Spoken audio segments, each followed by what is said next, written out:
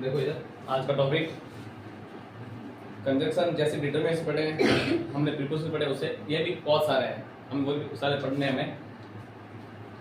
Definitions की, a conjunction is a word, conjunction एक शब्द होता है that joins together two sentence, that joins जो जोड़ता है टुगेदर साथ में, टू सेंटेंस दो वाक्यों को, और समटाइम्स टू वर्ड्स, और कभी कभी दो शब्दों को जोड़ता है। शब्दों को कम जोड़ता है ना, शब्दों के जोड़ने का अलग आता है, जबकि कुछ ऐसा आएगा जो पूरे वाक्य को जोड़ता है। अधिकांश से वो सेंटेंस के आता है, इसलिए आगे लिखा है समटाइम्स, कभी कभी है वो शब्दों को जोड़ता है। ऐसे कहें इंग्लिश ग्रामर में कंजक्शन को कई नाम हैं, जैसे अगर कनेक्टिव लिखा जाए तो भी इसका मतलब कंजक्शन है, जॉइनिंग वर्ड्स कहे तो भी कनेक्टिव है, और लिंकिंग वर्ड कहे, लिंकिंग वर्ड जुड़े हुए हैं तो भी दो वर्ड हैं, सबका एक ही अर्थ होता है, जोड़ने वाले शब्द। फिर अतः हम कह सकते हैं कि कंजक्शन वे शब्द होते हैं दो वाक्यों अथवा दो शब्दों को जोड़ते हैं, जो इसका ट्रांसलेट हो जाएगा, सेम ही है। एग्जांपल तौर पर Rohit and Kamal are brother, Rohit और कमल भाई हैं, तो ये क्या कर रहा है, दो वर्ड्स को जोड़ रहा है, रोहित को और कमल को आपस में जोड़ रहा है। सेंटेंस में जुड़ा, टेक दिस ये लो, एंड गिव दैट और वो दो, तो ये लो एक सेंटेंस पूरा हो गया, ये दो ये सेंटेंस हो गया, दोनों को जोड़ने के काम में वो एंड कर रहा है। ठीक, इस प्रकार से ये कनेक्टिव्स शुरू हो गए, अलग अलग कनेक्टिव्स के अलग अलग यूज आएंगे, कि किसका कहाँ यूज कैसे करना है, ये भी हम अलग अलग उसके यूज के साथ पढ़ेंगे पहले। ठीक है, चलिए आगे चलते हैं।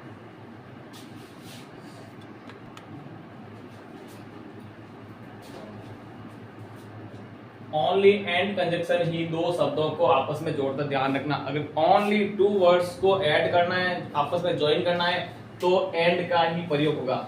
एंड दोनों काम करता है, अभी हमने देखा पहले सेंटेंस भी जोड़ता है और वो दो वर्ड्स भी जोड़ता है, बाकी सभी जो कंजक्शन हो गए वो केवल दो वाक्यों को जोड़ेंगे, एंड के अलावा। एंड भी इसमें जोड़ता है दो सेंटेंस को, लेकिन अगर दो वर्ड्स को जोड़ना है, दो शब्दों को आपस में जोड़ना है, केवल आपको एंड यूज करना है। कहीं भी आपको ब्लैंक में दो वर्ड के बीच में ब्लैंक मिले, वहां आप बिना सोचे एंड कर देना। कोई भी सेंटेंस लिखा आ गया है ना,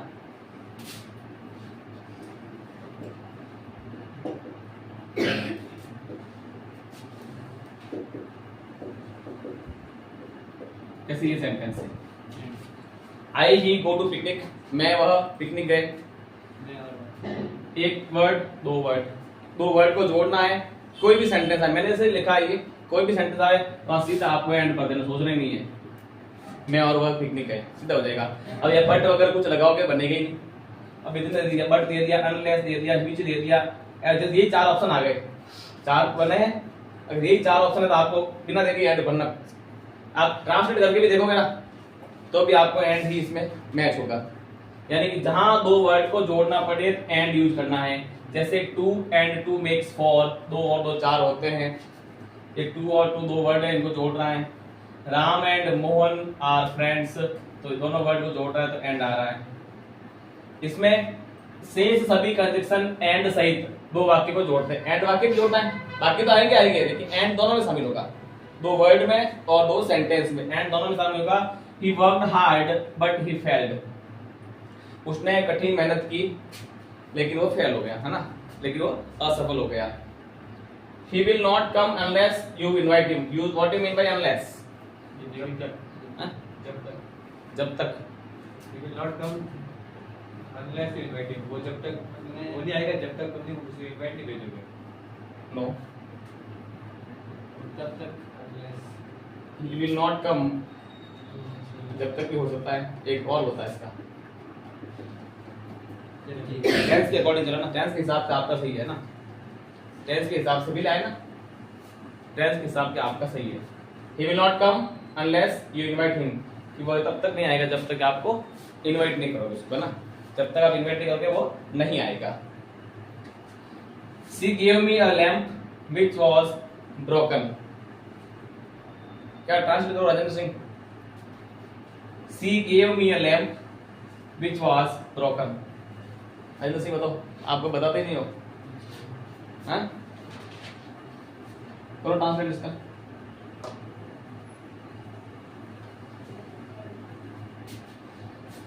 एक एक वर्ड के अकॉर्डिंग चलो ना, सी गेव मी, यहां तक करो, पहले यहां तक चलो, फिर यहां से यहां तक आओ।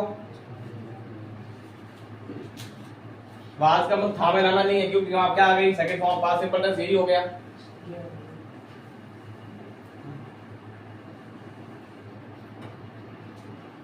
आराम करो, इससे तो नहीं होता है।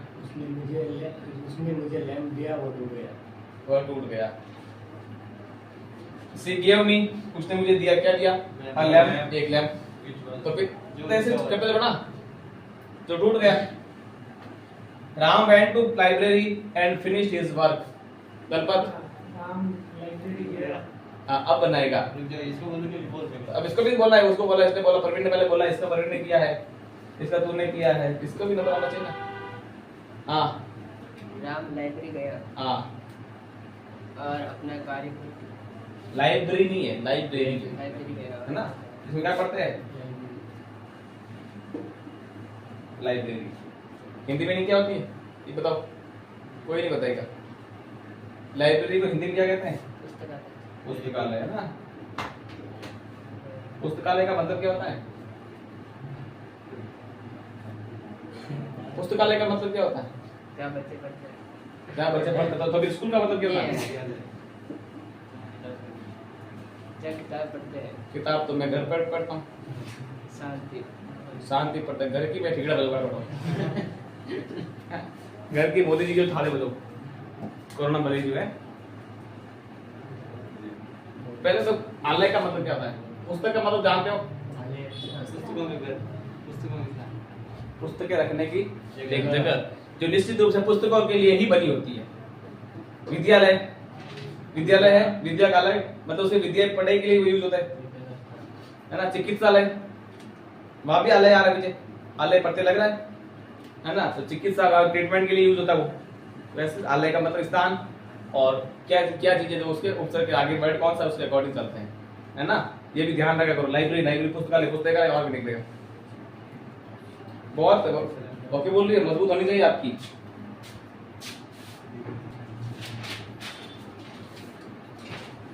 देखो पहला, जब दो वाक्यों में कर्ता समान हो, कर्ता कॉमन वर्ड हो, कर्ता कॉमन हो, दो सेंटेंस है ना।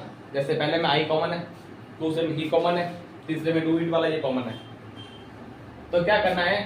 तो दूसरे वाक्य के कर्ता अर्थात कॉमन भाग, दूसरे वाक्य के कर्ता अर्थात कॉमन भाग को हटाकर, इसको क्या करेंगे?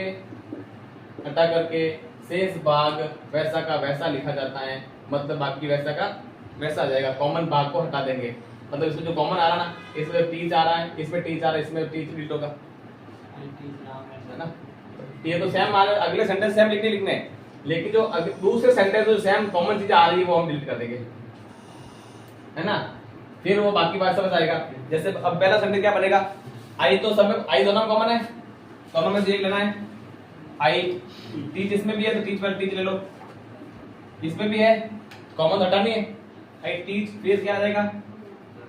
राम, कनेक्टिव वर्ड लगाना पड़ेगा। हम एंड पर M and I teach Ram, मैं राम को पढ़ाता हूँ। आई टीच राधा, मैं राधा को पढ़ाता हूँ। और दोनों को जोड़ेगी तो आई टीच राम एंड राधा, मैं राम और राधा को पढ़ाता हूँ। फिर दूसरा, he come to me, he gave me a letter, he come to me वो मेरे पास आया, gave me, he gave me a letter उसने मुझे पत्र दिया, वो मेरे पास आया और उसने मुझे एक पत्र दिया। फिर क्या, he कॉमन है, he कॉमन, बाकी सेंटेंस अलग है पूरा, मतलब ये he हमें रिपीट नहीं करना है। इसकी जगह हम क्या लगाएंगे? एंड, क्योंकि एंड बढ़ रहा है तो he का he come to me वापस सेम आएगा, come to me, और ही हटा क्या लिखेंगे? एंड वापस वैसा का वैसा लिख दो, लिखा है जैसे वैसा का वैसा लिखना है। एंड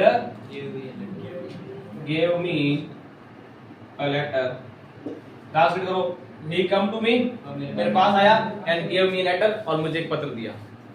इसमें कहे तो ही कम टू मी, मेरे पास आया, ही गिव मी लेटर, उसने मुझे पत्र दिया, नहीं, he came to me and give me a पत्र, वो मेरे पास आया और एक पत्र दिया। फिर तीसरा, do it fast, do it carefully. Thanaram ji बनाओ सेंटेंस, क्योंकि आपको लिखने की पड़ी है, न कि नो सर, श्रवण शक्ति रखो। Do it fast and carefully. Do it fast and carefully, क्योंकि डू इट कॉमन है, ये पूरा डिलीट हो जाएगा। क्या बनेगा? Only do it fast and बस केयरफुली।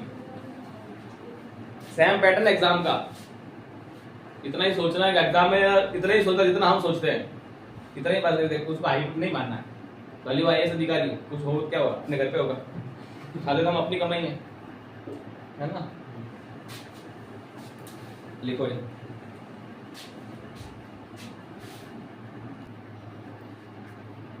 देखो इधर दूसरा रूल्स, जब दो वाक्य में सब्जेक्ट कॉमन ना हो, पहला हमने पढ़ा था जिसमें सब्जेक्ट कॉमन होता है ना। अब ये कह रहा है अगर सब्जेक्ट कॉमन ना हो तो क्या करना है? जब दो वाक्य में सब्जेक्ट कॉमन नहीं होता है, अगर आपको सेंटेंस देखने को मिले सब्जेक्ट है वो कॉमन नहीं है, ऐसी स्थिति में वाक्य का शेष भाग कॉमन होता है, ये परफेक्ट है। अगर ऐसा सेंटेंस आता है सब्जेक्ट कॉमन है तो बाकी भाग अलग अलग आएंगे, और अगर सब्जेक्ट अलग अलग हैं तो बाकी भाग सेम आएगा। अब इसमें सेम बाकी पूरा सेम आ रहा है ना। और ये भी इंग्लिश का रूल से आएगा ऐसे फिक्स है, बल्कि सब्जेक्ट अलग अलग हो गए, इसमें अलग है, ही है, इसमें ही, राहुल है, रवि है, सब्जेक्ट अलग अलग है, बाकी पूरा सेम आएगा। फिर उनको क्या करना है? दोनों अलग अलग सब्जेक्ट को एंड से जोड़ना है। दोनों अलग अलग सब्जेक्ट है, राम को और सीता को, अब एंड से जोड़कर कॉमन भाग को दूसरे सब्जेक्ट के अंत में लिखा जाता है, और जो दूसरा सब्जेक्ट खत्म होगा वहां उसको अंत में लिख देंगे। कैसे लिखेंगे? पहला रूल देखिए, क्या कह रहा है? दोनों अलग अलग सब्जेक्ट को एंड से जोड़ना है। राम सीता हो जाएगा ना।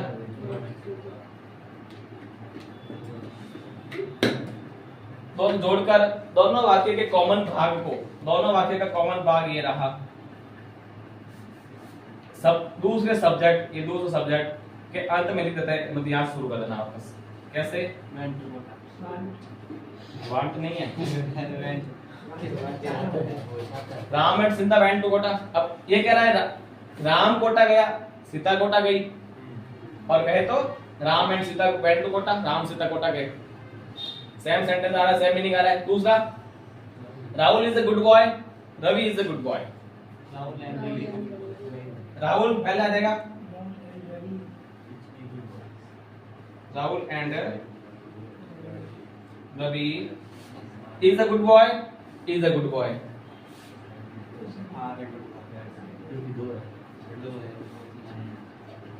Are good boys. ए नहीं लिखेंगे क्योंकि सिंगुलर शो करता है, इज नहीं लिखेंगे सिंगुलर शो करता है ना। तो हम केवल गुड बॉयज लिखेंगे और इज का क्या बना देंगे? आर बना देंगे। आर बोल नहीं आता है, दो हो गए। यहाँ तो ऐसा कुछ था नहीं तो हमने कुछ चेंज नहीं किया, यहाँ हो रहा था हमें करना पड़ेगा। तो राहुल अच्छा लड़का है, रवि अच्छा लड़का है। राहुल और रवि अच्छे लड़के हैं, बात सेम ही, दोनों साथ बोल रहे। He is very weak, I am very weak. वह बहुत कमजोर है, मैं बहुत कमजोर हूं। तो क्या लिखेंगे हम? He and I are very weak, very weak. He and I are very weak, वह और मैं बहुत कमजोर है। इस प्रकार से दूसरा नियम ध्यान रखना, कॉमन क्या चीज है? सब्जेक्ट कॉमन है तो शेष भाग वो अलग आएगा, और सब्जेक्ट अलग अलग है बाकी भाग सेम आएगा। कैसे जोड़ना है आप खुद गैस कर सकते हैं।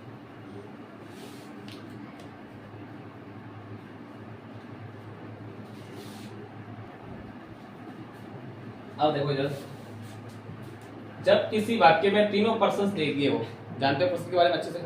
First person, second person, third person. First person बोलने वाला, सेकंड पर्सन सुनने वाला, और थर्ड पर्सन जिसके बारे में बात की जा रही है। यानी first person I we, second person you, और third person he she it name.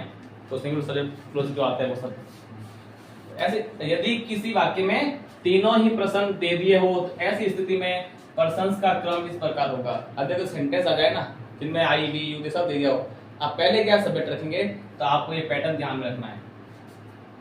Pattern का नाम है 2-3-1। 2-3-1 second person, third person, first person.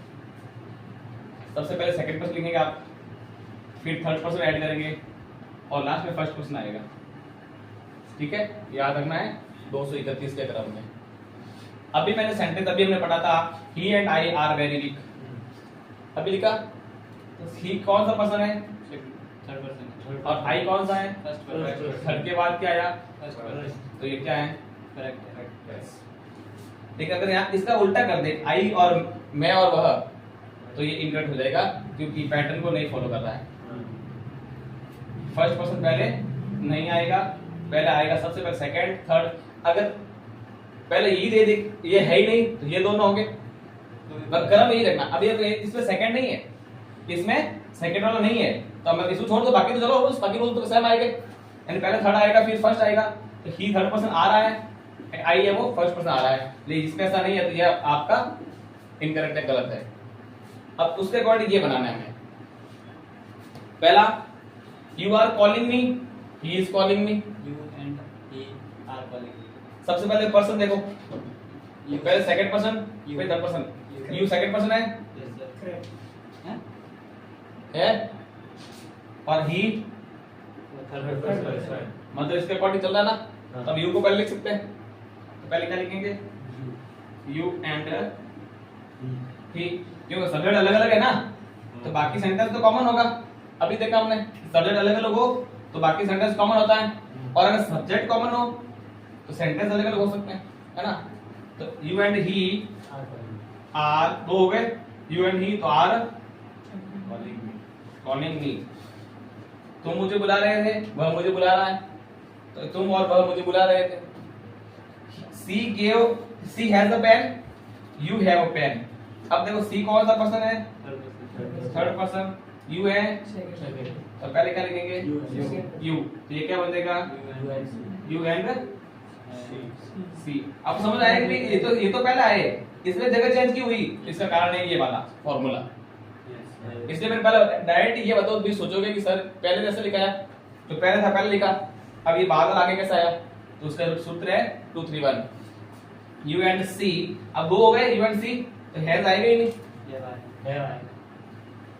Have a pen.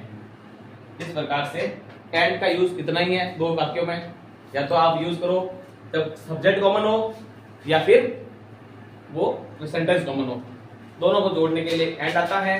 और एंड का दो वर्ड्स को जोड़ने के लिए ओनली एंड का प्रयोग होता है, बाकी एंड वर्ड्स जोड़ने के लिए कभी यूज नहीं होगा, सेंटेंस जोड़ने के लिए ही यूज होगा। इस प्रकार से एंड का यूज पूरा होता है।